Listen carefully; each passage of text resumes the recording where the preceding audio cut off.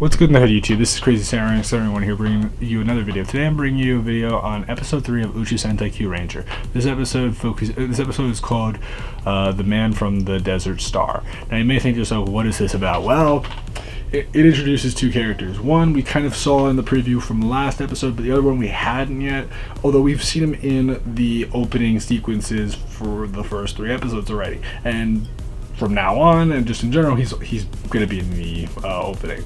That is Shorambo. Shorambo is the leader of the team. He is basically the commander. So he's in charge of them, although he's not actually like leading them into battle necessarily, although that will happen later supposedly, because he does actually have his own ranger persona and he's supposed to be the Purple Ranger. So that is cool. Because we're getting a purple and a sky blue later. So that will be very interesting to see both of them be introduced later on in the show. But I wanted to talk about the other character, which got a bigger significance for this episode, which is Sasori Orange, or Stinger. So the episode starts off with actually us seeing Champ having a dream. He's dreaming about his past, seeing having to defend someone close to him that attacked someone that he loved, and then suddenly being woken up by Lucky. And then, because he's woken up by Lucky, he ends up attacking Lucky as though Lucky is the thing that he hates that was in his dream. But he ends up realizing it's Lucky, and it's alright. So then we end up getting introduced to Shorambo, who ends up explaining the whole entire idea of the desert planet, or the desert star, of the desert planet, which is basically planet Needle. So Needle is apparently being under attack by dark matter, and they're using their Mars spaceship to suck out the planetium energy. Now this energy is energy that exists within the planet that, if it's taken out, it could lead to the planet exploding. If it explodes, obviously everyone that exists on it, just in general, the planet itself, just disappears and is destroyed, and that's the end of that. But they obviously don't want to do that, and they want to protect all the planets they can, and save the world, save the universe. So what happens is that they end up going down to the planet to try to destroy the ship, and all 7 of them go down there, and they end up having to fight. They end up getting introduced to Sasori Orange, or Stinger, which is what I'm going to refer to him as. Stinger is, sees them, and he's in his cloaked form, but he comes over to them and gets ready to attack them, and suddenly uses his Kyotama, and he has his own changer. He already has the size of changer of his own. So it's not like they had a changer for him. He had his own, which is a pretty big deal, because it means that, they didn't have all the changers. He had his own, and so that's very important. But what I wanted to say then was that they end up fighting, and when Champ sees him, and this is even before he transforms, but just in general, when he transforms, Champ is ready to barrel into him, because the guy that he saw in the past that was trying to defeat someone that he cared too much about was someone that looked pretty much like him, like Stinger. So because of this, he ended up barreling over, trying to destroy him, and the others try to stop him from being so reckless and so risky with his moves, and yet he's not just instantly ready to join the team. You see, all the other ones so far have been pretty quickly able to join them and have actually wanted to. Even Garu had more of an interest of joining the team than Orange does, and Garu was against them, but Garu was against them for a different reason. So, we don't really know the exact rationale behind why he's against them, but just in general, we can tell that he doesn't care for the Kyurangers. So what happens is they end up fighting, and eventually they everyone except for Lucky and Champ get poisoned by Stinger's tail. Because of that, they end up retreating, using their Kyotama to disappear and regrouping. So everyone except for Lucky and Champ are having to rest and recover from this poison. Because of that, that then leads to them trying to figure out what they should do, and we end up finding out some comedic moments with Pink and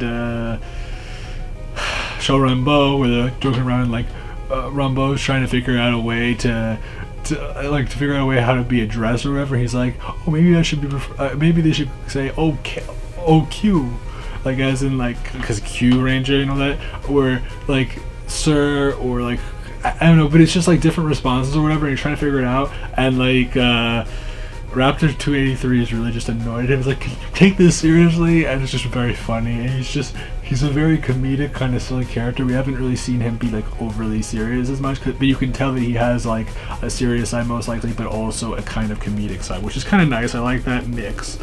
But anyway, what ends up happening is that we end up finding out about that the reason why he attacked, because he actually says it, that he was trying to avenge someone, a doctor that he cared for, and that is interesting. So then what happens is Champ ends up talking to Lucky, and Champ tells Lucky about what happened, why is he trying to avenge this person, and who is this person that he cares for. So this person was actually the creator of Champ. The idea was that the professor or doctor, but they refer to him as Professor Anton. The professor himself created Champ, basically saying, as long as you are willing to protect someone, you will always continue to remain with a heart, and you won't just be a machine. Because if you lose your ability to care for someone, then you are just a machine, and that is all that matters. And it's kind of an interesting, kind of deep point, but you can tell Champ really respects this man and really trusts him as his master. Thing is that one day, after trying to retain his championship position at the World Championship wrestling arena or whatever, he comes out of it with a new belt, and he ends up seeing what he thinks to be Sorcery Orange or Stinger attacking his master. And he sees him on the ground, basically looks like he's out of it, practically dead, and he goes over to the guy, tries to beat him over, and tries to stop him from attacking his master, and his master ends up saying, basically says to Champ, you need to save the universe.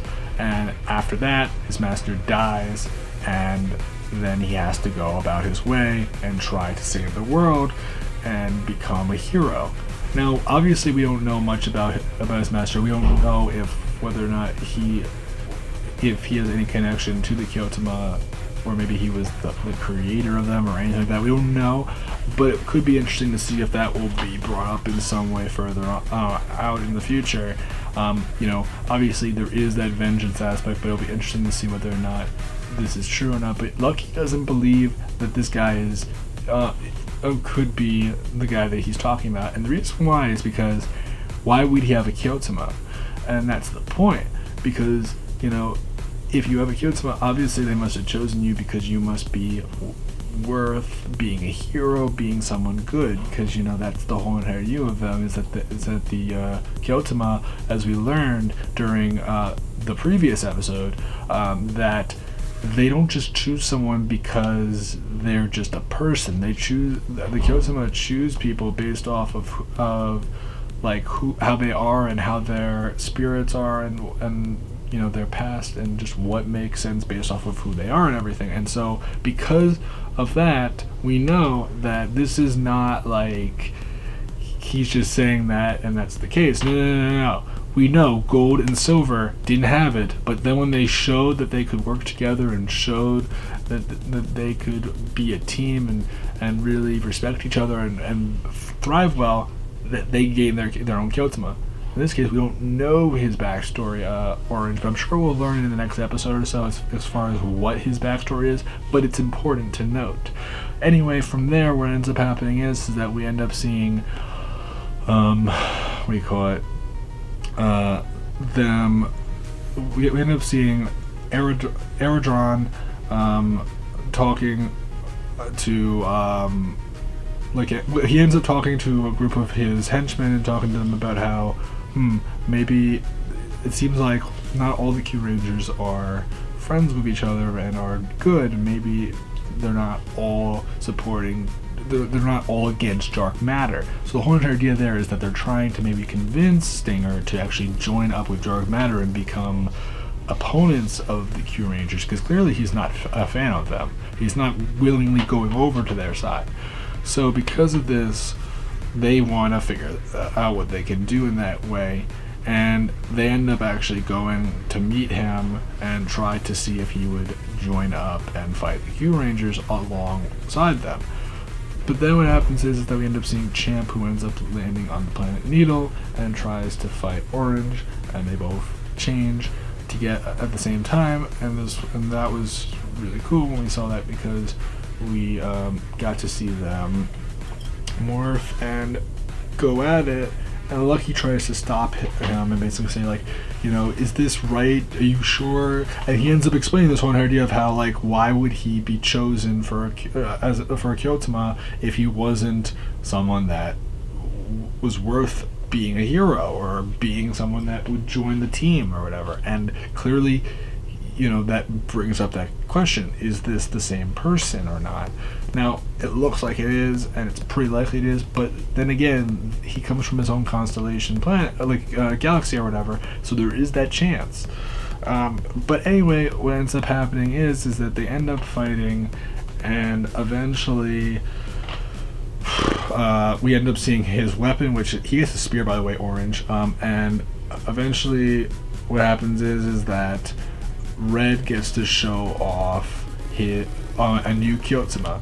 Now this is the first non-specific Kyotama that goes to a specific character, meaning it's not one that, you know, it isn't their specific Kyotama, like it's one that has a special ability to it. So for example, in this case, it's the Gemini one. Gemini allows for 2 or 3, I believe it was just 2, it was just an additional she Red to join up with him. So he had 2 of himself, so he was able to multiply and duplicate himself into a second form, and they both attacked a whole bunch of different monsters. Eventually what happens is that you know, the Endeavors and the studio Endeavors end up appearing and start attacking Lucky and Champ, and also basically the person, and basically what happens is that they say, like, you know what, we'll handle this, Stinger, you can hang back, Orange, and we'll you know, we'll figure it out, we'll deal with the Kyurangers, and then you can join us later. Thing is that Stinger's like, no, that's not what I want to do, and he begins to attack them, and isn't willing to support dark matter, but at the same time he's not willing to support the Kyurangers. He's just not against, he's against both, basically. So at that point what happens is that the Mori Mars ship actually transforms into a giant robot that gets large. So then they have to use, obviously, their Kyotama to create Kurano. So they end up doing that, and this time the formation involves, you know, red, green, blue, red, green, blue, yellow, and silver. Silver is the leg. Everything else is basically the standard formation. What happens is they end up fighting this giant robot, and at one point Silver and green end up switching, so green goes from arm to leg and Silver goes from leg to arm, and they begin attacking, and like green is like, hey, well, don't switch without telling me, let me know. And so what happens is that they end up fighting. This battle goes on for a while until they finally like do what they can to defeat the ship. But then what happens is that we end up seeing on the sidelines, Champ and Stinger are fighting each other in their Zord. So you have like the Scorpion going up against the Bull, going at it, and he blasts a beam and disappears into the ground, and that's kind of where the episode pretty much ends for the most part. It's a cool episode, I'll tell you this much right now. I might have missed some points, and I know that does happen sometimes, but overall it's a cool episode. I'm looking forward to seeing how this this season will pan out further. I'm looking forward to seeing several of the different villains show up, hopefully. I mean, obviously we've really only seen a handful of them, so I'm gonna be pretty curious to see how things will appear. I mean, most of them have been like ships and other smaller things, and we've only been 3 episodes in, but I'm looking forward to seeing how the show will expand, and just in general I'm looking forward to seeing how everything will work out in the end. Please remember to like, comment, subscribe, tell me what you guys think. Did you enjoy this episode? I know this was a shorter review. That's because I basically knew what I wanted to say about it, but yeah, these are some of the key aspects of the episode. There's more I could say, but for the most part I feel like I've said the majority of it. Main point is that it seems like most of them have not had the best histories. Obviously we still don't know anything about Green or Yellow's history that much, so but we do know about Blue and Black, obviously, and Gold and Silver. We just don't know about Orange, Green, and Yellow, and Red technically. But we'll see what we end up finding out. Even Pink we don't know yet, but obviously Pink hasn't actually transformed yet, but she should be showing up, transforming probably in the next episode or so. I wouldn't be surprised, but we'll see. Please remember to like, comment, subscribe, and tell me what you guys think of this episode. Again, this is Crazy Kyuranger signing 1, and goodbye, guys.